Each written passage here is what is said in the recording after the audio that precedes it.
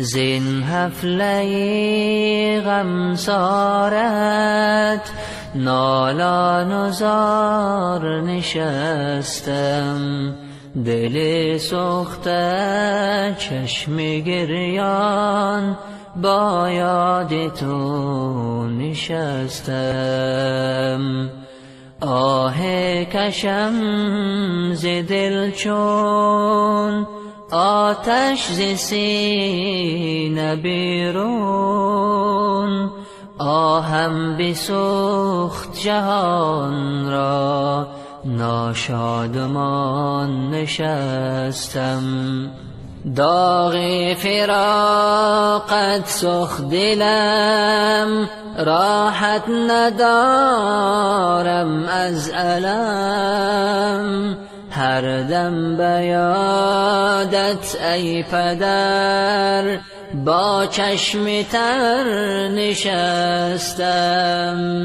با رفتنت جانم پدر صفاز خانم برفت، با یاد مهر و ناز تو افسرده دل نشستم. با یاد مهر و ناز تو افسرده دل نشستم. در ماندنت کردم هزار سعی و تلاشم ای پدر، تنها به تسلیم قضا کار نشد نشستم. تنها به تسلیم قضا کار نشد نشستم. تاجی سرم بال و پرم گنج به هم تا بودی، سایه سرم برفتی آزاد ز عشق نشستم. سایه سرم برفتی آزاد ز عشق نشستم. آن کس مرا فخر زمان رازی نهان بود و پدر، پشت و کمر بشکسته و با داد و آه نشستم. پشت و کمر بشکسته و با داد و آه نشستم.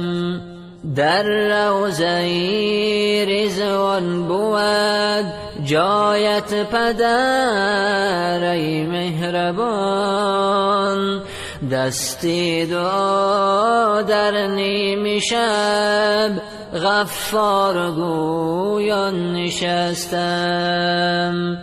دستی دعا در نیم شب غفار گویان نشستم. مرگی پدر پیر کرد مرا ای کاش بینم تو را، دیگر ندارم طاقت صبر کنان نشستم. مرگی پدر پیر کرد مرا ای کاش بینم تو را، دیگر ندارم طاقت صبر کنان نشستم. دیگر ندارم طاقت صبر کنان نشستم. مشعل همیشه بر دعا از خالقش بهر شما، ارحم لوالد ربنا یا رب گویان نشستم.